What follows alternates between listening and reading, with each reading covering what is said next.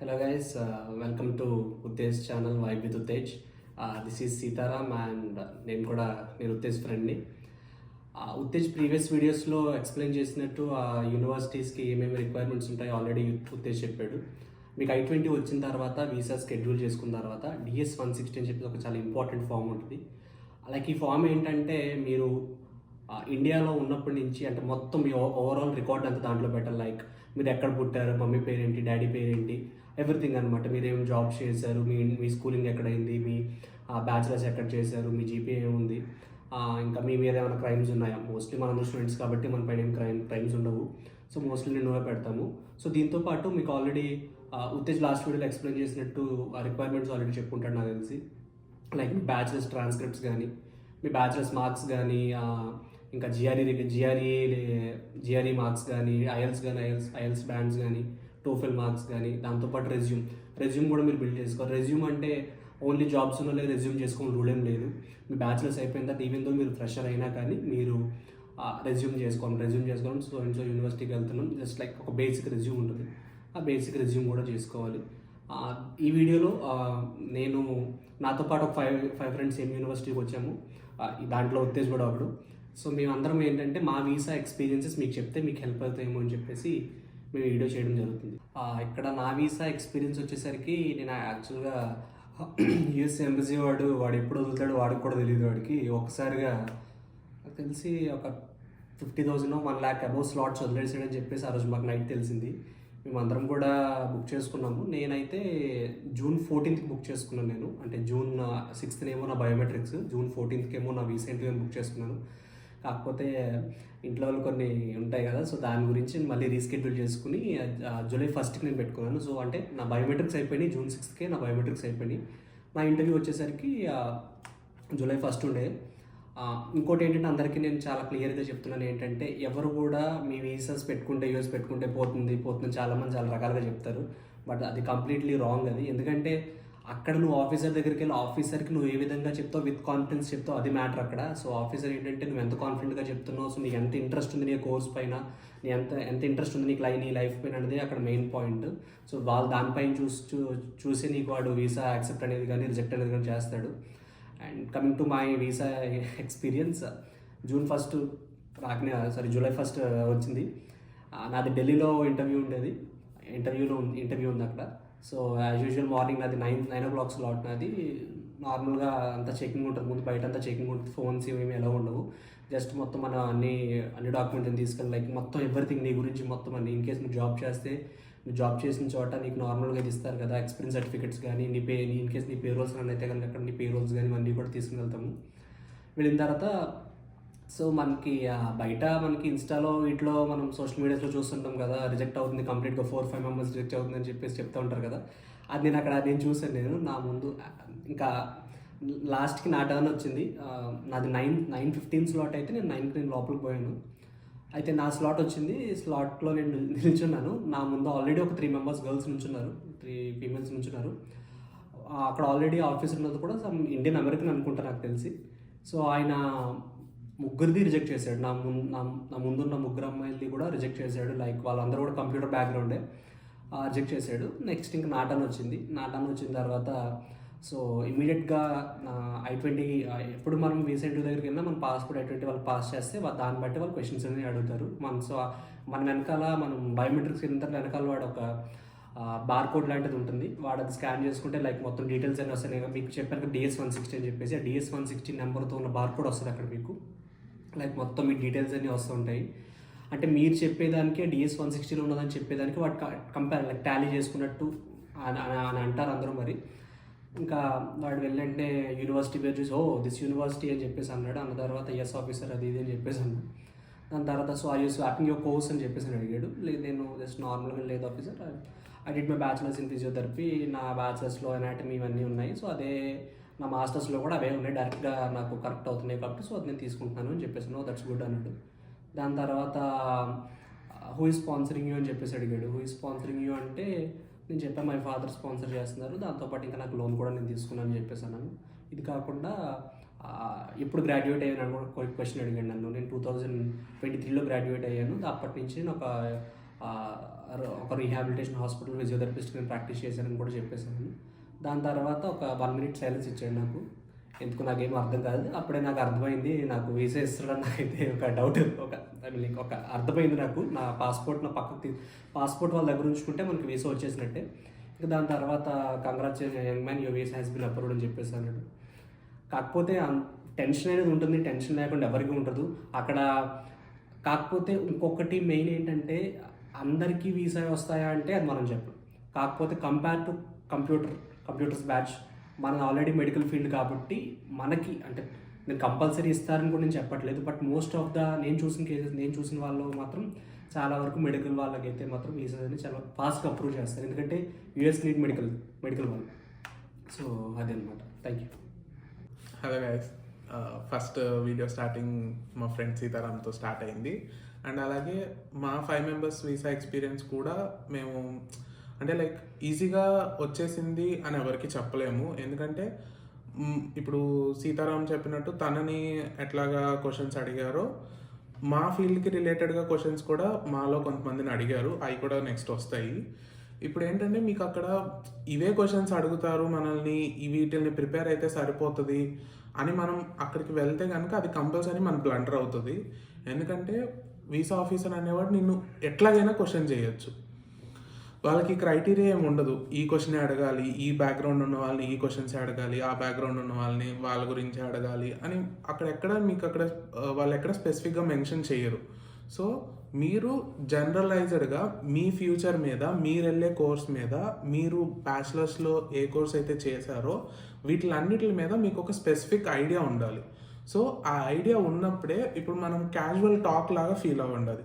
అదేదో visa officer ఏదో మన ముందు పెద్ద ఐఏఎస్ ఇంటర్వ్యూ అవుతున్నట్టు అట్లా ఫీల్ అవ్వకుండా ఏంటంటే ఇప్పుడు వీసా ఆఫీసర్ నీతో క్యాజువల్గా అడుగుతున్నాడు, లైక్ నువ్వు నీ పాస్ట్లో ఏం చేసావు, నువ్వు ఫ్యూచర్లో నువ్వు చేసే కోర్సులో నీకు ఎట్లా యూజ్ అవుతుంది, ఆ కోర్సులో నువ్వేం చేద్దాం అనుకుంటున్నావు.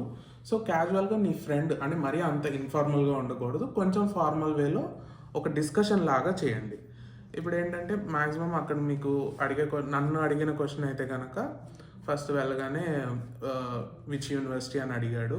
సో నేను చెప్పాను సో అండ్ సో యూనివర్సిటీకి వెళ్తున్నాను, సో అండ్ సో ఇంటేక్ అని. అండ్ నేను ఎక్స్పెక్ట్ చేయని క్వశ్చన్ ఏంటంటే నాకు వచ్చింది, లైక్ నేను నా ఇంటర్మీడియట్ కంప్లీట్ అయిన తర్వాత నేను ఒక 1 year లాంగ్ టర్మ్ అనేది చేశాను. సో నేను నా లాంగ్ టర్మ్ గురించి నేను వీసా ఇంటర్వ్యూ మార్క్స్లో కానీ ఎక్కడ కూడా నేను ప్రిపేర్ అవ్వలేదు. అండ్ 1 day బ్యాక్ మా ఫ్రెండ్ ఒక అమ్మాయి సేమ్ ఇట్లాగే మార్క్స్ తీసుకుంటా జస్ట్ క్యాజువల్గా అడిగింది, నీకు ఇక్కడ 1 year గ్యాప్ ఉంది, నువ్వు ఆ 1 year గ్యాప్ ఏం చేసావు, ఎందుకు వచ్చింది అని జస్ట్ క్యాజువల్గా అడిగింది. ముందు రోజు నాకు ఆ క్వశ్చన్ రేజ్ అవ్వడం వల్ల జస్ట్ ఒక ఐడియా ఉంది, లైక్ నేను ఇట్లా ఆన్సర్ చేయొచ్చు అని. సేమ్ అదే క్వశ్చన్ నాకు సెకండ్ క్వశ్చనే అది అడిగాడు అనమాట, like I'm seeing a gap of 1 year in between your intermediate and your bachelors, why was that and what did you do in that time అని చెప్పి. సో నేను అక్కడ చెప్పాను చాలా కాన్ఫిడెంట్, మీరు ఏ క్వశ్చన్ అయినా సరే మీకు అది అన్ఎక్స్పెక్టెడ్ అనిపించినా సరే మీరు చెప్పే ఆన్సర్ మనకి తెలుసు అది మనం జెన్యూన్గా చెప్తున్నామని. వాళ్ళు ఏంటంటే ఫుల్ కాన్ఫిడెంట్గా చెప్తేనే మనం చెప్పే ఆన్సర్స్ జెన్యూన్ అని వాళ్ళు నమ్ముతారు. సో నేను చెప్పాను నేను ఇట్లాగా మెడికల్కి ఎంబీబీఎస్కి ట్రై చేశాను. సో నేను 1 year లాంగ్ టర్మ్ ఫస్ట్ అటెంప్ట్లో నాకు నీట్లో రాలేదు, సో సెకండ్ అటెంప్ట్ ఇద్దామని చెప్పి నేను లాంగ్ టర్మ్ తీసుకున్నాను. సో ఆ లాంగ్ టర్మ్ టైంలో నాకు ఫిజికల్ థెరపీ గురించి తెలిసి నేను ఎంబీబీఎస్కి ప్రిపేర్ అవుతా నా ఫిజికల్ థెరపీ అడ్మిషన్కి కూడా నేను ట్రై చేశానని చెప్పాను. సేమ్ అట్లాగే లాస్ట్లో నాకు ఫిజికల్ థెరపీ బెటర్ అనిపించింది, so I choose this as my future అని చెప్పాను.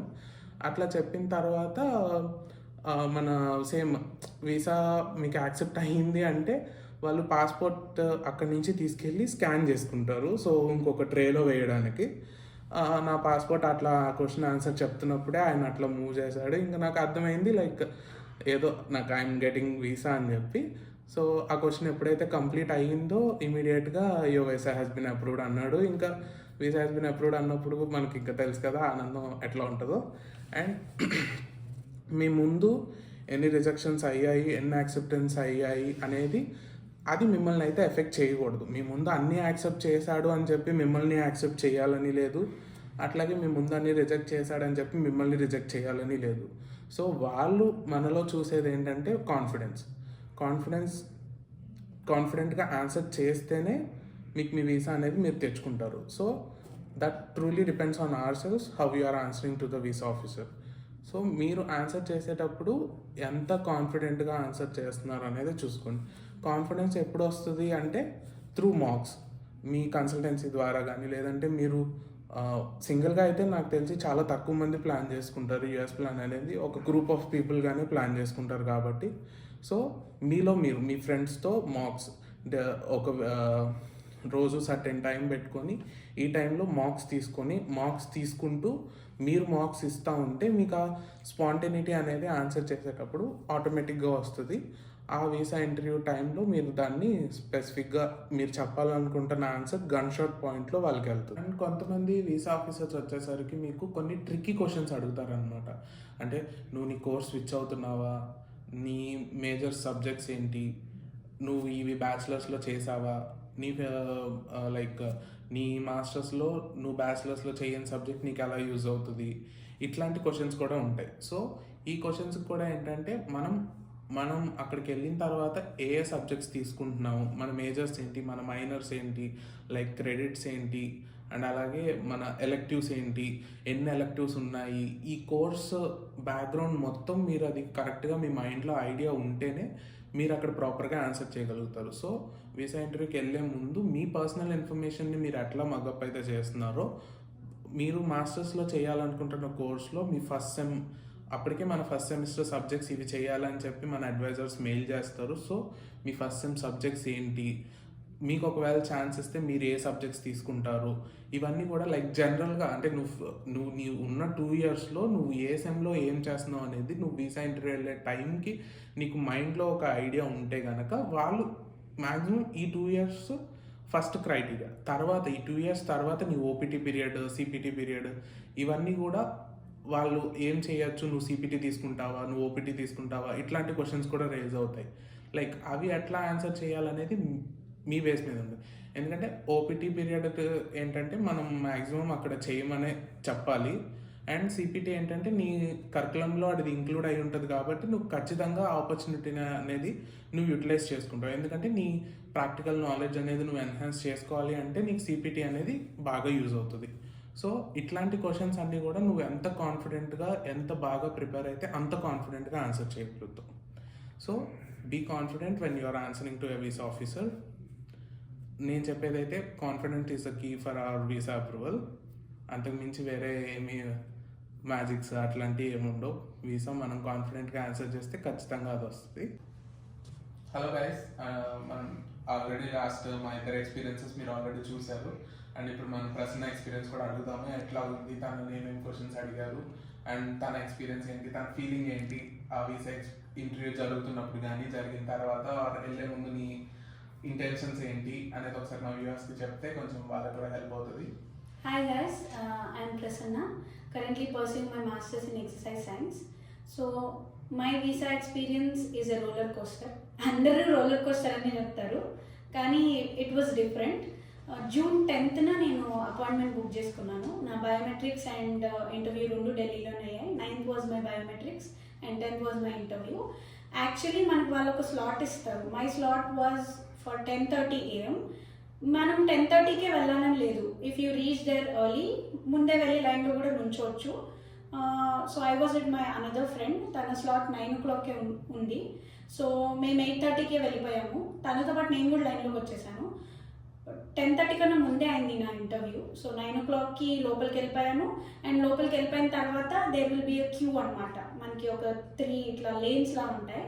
మనం వన్స్ లోపలికి ఎంటర్ అయిన తర్వాత మనం డైరెక్ట్గా వీసా ఆఫీసర్స్ అందరూ కనబడుతూ ఉంటారు, మనం అన్నీ చూడొచ్చు. సో ఒక 1/2 hour అనుకుంటా లైన్లో నుంచోవాల్సి వస్తుంది. మనం ఏ కౌంటర్లో ఎలా జరుగుతుంది, ఏ కౌంటర్లో ఎన్ని యాక్సెప్ట్లు అవుతున్నాయి, ఎన్ని రిజెక్ట్లు అవుతున్నాయి, ఏం అడుగుతున్నారు అనేది యూ కెన్ సీ. నేను ఢిల్లీ వెళ్ళే టైంకి ఇట్ వాస్ 50-50, అంటే యాక్సెప్ట్ చేస్తున్నారు అండ్ రిజెక్ట్లు కూడా అవుతున్నాయని ఉంది. ఇట్ వాజ్ ఎర్లీ June 10, అంటే మాకు స్లాట్స్ ఓపెన్ అయింది సమ్వేర్ అరౌండ్ May 20 అలా. సో నేను June 10 బుక్ చేసుకున్నాను and I stood in side చూస్తూ ఉన్నాను అంతా ఎట్లా జరుగుతుంది ఏంటి అని. కాకపోతే మనకి one thing which happens at visa interviews is మనకు ముందే కొన్ని న్యూస్ వస్తాయి అనమాట. పలానా కాన్సులేట్లో ఈ కౌంటర్స్లో స్ట్రిక్ట్. ఫర్ సపోజ్ ఢిల్లీ తీసుకుంటే నేను వెళ్ళే టైంకి counter number 10 and counter number 21 చాలా స్ట్రిక్ట్. చాలా ఎంతమంది ఎంత మంచి టైర్ కాలేజెస్ పెట్టుకొని వెళ్ళినా కూడా రిజెక్ట్ చేస్తున్నారు అనే రూమర్స్ వస్తాయి. సో అవన్నీ ఫస్ట్ నమ్మద్దు. It all depends on how you answer. So నేను లైన్లో నుంచున్నాను and it was my turn. Actually నా మైండ్లో మొత్తం లైన్లో నుంచున్నప్పుడు అదే నడుస్తుంది. కౌంటర్ నెంబర్ 10, కౌంటర్ నెంబర్ 21 ఈ రెండు రాకపోతే చాలు నా వీసా అయిపోయినట్టే అన్నట్లే ఉన్నా నేను. సో నేను నుంచున్నాను, నా ముందు అబ్బాయి కౌంటర్ నెంబర్ 21కి వెళ్ళాడు. So I was very happy. సరే నాకు ఆ కౌంటర్ రావట్లేదు, సో మిగతా వీసా ఆఫీసర్సే కదా అని ఐ వాజ్ కాన్ఫిడెంట్. చూస్తే నన్ను కౌంటర్ నెంబర్ 10కి పంపించారు. నేను ఏదైతే వద్దనుకున్నానో నాకు అదే వచ్చింది. నా ముందు ఇంకొక ఇద్దరు ఉన్నారు. ఒక అబ్బాయి వీసా ఇంటర్వ్యూ అవుతుంది అండ్ దాని తర్వాత ఇంకొక అమ్మాయి ఉంది, తనది విజిటర్ వీసా. సో నేను వెళ్ళి లైన్లో నుంచున్నాను. ఆ అబ్బాయిది రిజెక్ట్ అయింది. దాని తర్వాత విజిటర్ వీసా ఆవిడది కూడా రిజెక్టెడ్. దాని తర్వాత నేను వెళ్ళాను. అప్పటి వరకు నేను చాలా భయపడ్డాను. కానీ ఎప్పుడైతే నేను వెళ్ళి కౌంటర్ ముందు నుంచున్నానో నాకు భయం వేసిన, బ్యాక్గ్రౌండ్లో చాలా నడుస్తూనే ఉంది, కానీ ఐ వాజ్ స్మైలింగ్. వెళ్ళగానే మంచిగా విష్ చేశాను, గుడ్ మార్నింగ్ అని చెప్పి. So which university I you going అని అడిగింది, చెప్పాను. అయిపోయిన తర్వాత సో నేను యాక్చువల్లీ మనం ఎవరైనా వీసా ఇంటర్వ్యూకి వెళ్తున్నాము అని అంటే ఒక సమ్ సార్ట్ ఆఫ్ క్వశ్చన్స్ ఉంటాయి, ఇవే అడుగుతారు, ఇవి ప్రిపేర్ అయితే మన వీసా ఇంటర్వ్యూ అయిపోయినట్టే అని. So that is completely wrong. నన్నైతే మొత్తం ప్రొఫెషనల్గా అండ్ నా బ్యాచిలర్స్ గురించి అడిగారు. The first question came out of her mouth is how is your day as a physical therapist అనింది. జస్ట్ ఒక హాబీ లాగా చెప్పినట్టు చెప్పమనింది. సో చెప్పాను దానికి, నేను డైలీ పేషెంట్స్ దగ్గరికి వెళ్తాను, చూస్తాను, ట్రీట్మెంట్ చేస్తాను అని చెప్పి. సో దాని తర్వాత so do you take assessments to treat patients అని అడిగింది. ఎస్, మేము అసెస్మెంట్స్ తీసుకుంటాము అని చెప్పాను. అది అయిపోయిన తర్వాత how do you treat patients in ICU and how do you treat patients in general ward అని. నాకు ఆ క్వశ్చన్ అడిగిన తర్వాత I was scared little bit. చాలా రన్ అవుతుంది నా మైండ్లో, కానీ నేను అది బయటికి చూపించలేదు. వెంటనే ఆమె అడిగిన వెంటనే నేను చెప్పాను, ఐసీయూకి మాకు సపరేట్ ప్రోటోకాల్ ఉంటుంది, we will concentrate on circulation and breathing, and general ward పేషెంట్స్కి అయితే వేరే ప్రోటోకాల్ ఉంటుంది. And I took an example, నీ సర్జరీ అయిన పేషెంట్స్కి మేము ఏం చేస్తాము అని అలా చెప్పాను. అది అయిపోయిన తర్వాత I already told her assessment తీసుకొనే చేస్తామని. మరి ఎందుకు అడిగిందో తెలీదు. అసెస్మెంట్ తీసుకోకుండానే మీరు ఇవన్నీ చేస్తారని అడిగింది. లేదు మేము అసెస్మెంట్ తీసుకొనే చేస్తామని చెప్పాను. So how do you assess a patient అని అడిగింది. ఆల్రెడీ మనం బ్యాచిలర్స్లో యూజువలీ అందరికీ నేర్పించే ఉంటారు అసెస్మెంట్ ఎలా తీసుకుంటాము అని. So I took an example, దానికి కూడా నేను నీయే తీసుకున్నాను అండ్ మొత్తం ఎక్స్ప్లెయిన్ చేశాను. నేను చేస్తున్న మధ్యలోనే ఆవిడ నన్ను ఇంటరప్ట్ చేసింది. ఓకే, దట్స్ ఇనఫ్ అని. ఆవిడ నన్ను ఇంటరప్ట్ చేసేసరికి ఐ హ్యాడ్ ఎన్ ఐడియా. అంటే ఆవిడ ఫేస్లో ఎక్స్ప్రెషన్స్ అన్ని పాజిటివ్గానే ఉన్నాయి, అంత చిరాకు పడ్డట్టు ఏం చెప్పలేదు. నన్ను క్వశ్చన్స్ అడుగుతున్నంతసేపు she was looking at screen చూస్తూనే ఉంది, నన్ను చూస్తుంది, స్క్రీన్ నన్ను ఇట్లా ర్యాండమ్గా చూస్తూనే ఉంది. అయిపోయిన తర్వాత she asked me what's your mother. మా మమ్మీ నా స్పాన్సర్ కాబట్టి నేను చెప్పాను.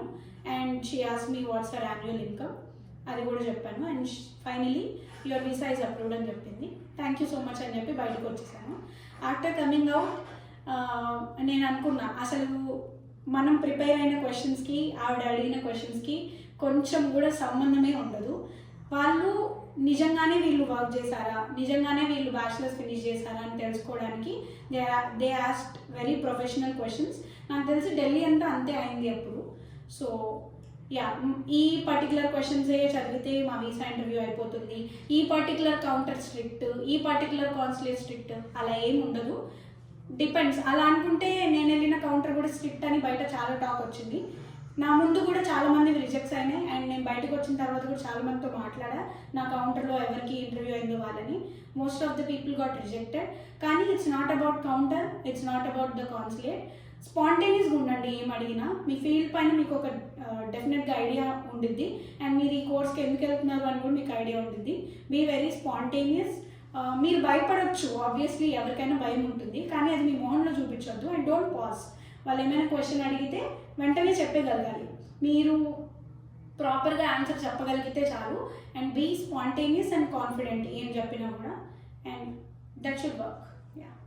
ఇంకా ఏమైనా లైక్ సజెషన్స్ వాళ్ళు ఏమైనా అంటే ఎట్లాంటి టైంలో ఉండాలి ఆర్ ఆ లైన్లో ఉన్నప్పుడు మన ఫేషియల్ ఎక్స్ప్రెషన్స్ కానీ ఇవన్నీ ఎట్లా ఉండాలి? అండ్ అటైర్ అయితే ఫర్ గర్ల్స్ నేను చూసినంత వరకు అక్కడ అందరూ ఫార్మల్ షర్ట్ అండ్ ప్యాంట్ వేసుకుని వచ్చారు. But I think attire doesn't matter because మనం వాళ్ళకి కనిపించము, గ్లాస్ ఉంటుంది, ఓన్లీ ఇంతవరకే కనిపిస్తారు. నాలాగా షార్ట్ ఉన్న వాళ్ళైతే జస్ట్ ఫేస్ ఒకటే కనిపిస్తుంది. So it doesn't matter. కొంచెం నీట్గా డ్రెస్ అయ్యి వెళ్ళండి చాలు, పిచ్చి పిచ్చిగా వెళ్ళకుండా జస్ట్ నీట్గా వెళ్ళి అక్కడ నుంచోండి చాలు. అండ్ లైక్ అలా ఇంట్లో ఉన్నప్పుడు మనం ఏం అబ్జర్వ్ చేయాలి అంటే మన మైండ్ లోకి ఏం తీసుకోవాలి అంటే అక్కడ రిజెక్ట్ అవుతున్నాయి అనేది తీసుకోవాలా లేదంటే యాక్సెప్ట్ అవుతున్నాయి అంటే లైక్ మన స్టేట్ ఆఫ్ మైండ్ మనం ఎట్లా ఉంచుకోవాలి. వన్స్ మనం లేన్స్ లోకి ఎంటర్ అయిన తర్వాత మన ముందు చాలా యాక్సెప్ట్లు చాలా రిజెక్ట్లు అవుతాయి. యూ షుడ్ నాట్ కన్సిడర్ ఎంతమంది యాక్సెప్ట్ అవుతున్నాయి ఎంతమంది రిజెక్ట్ అవుతున్నాయి అని చెప్పి జస్ట్ మైండ్ అంతా బ్లాంక్ ఉంచుకోండి అంతే. మీరు క్వశ్చన్స్ కూడా ప్రిపేర్ అవ్వద్దు. I suggest that. ఎందుకంటే ఈ క్వశ్చన్స్ ఏ అడుగుతారు అని మనం అక్కడికి వెళ్ళి నుంచుంటే అంత రివర్స్ అయిపోతుంది, మొత్తం అన్ఎక్స్పెక్టెడ్ వస్తాయి. So just keep your mind at peace అంతే. నేనైతే ఇంకా వేరే కూడా ఆలోచించాను. I was not thinking about visa interview. నేను ఏదో సమ్ ర్యాండమ్ థింగ్స్ ఆలోచించుకున్నాను నా మైండ్లో. Keep your mind clean. And once మనం మెయిన్ వీసా ఇంటర్వ్యూకి వెళ్ళి నుంచున్నప్పుడు, కౌంటర్స్ ముందు నుంచున్నప్పుడు వాళ్ళు అప్పటి నుంచే మనల్ని అబ్జర్వ్ చేయడం స్టార్ట్ చేస్తారు. మనం ఎలా నుంచున్నాము, ఎటువైపు చూస్తున్నాము అని. సో జస్ట్ మీ ఫైల్ తీసుకొని నుంచోండి అంటే. And one biggest tip is don't try to change the lines. మీకు అక్కడ సెక్యూరిటీ ఆఫీసర్ నుంచొని మీరు కౌంటర్ నెంబర్ 10కి వెళ్ళండి అని చెప్తే 10కే వెళ్ళండి.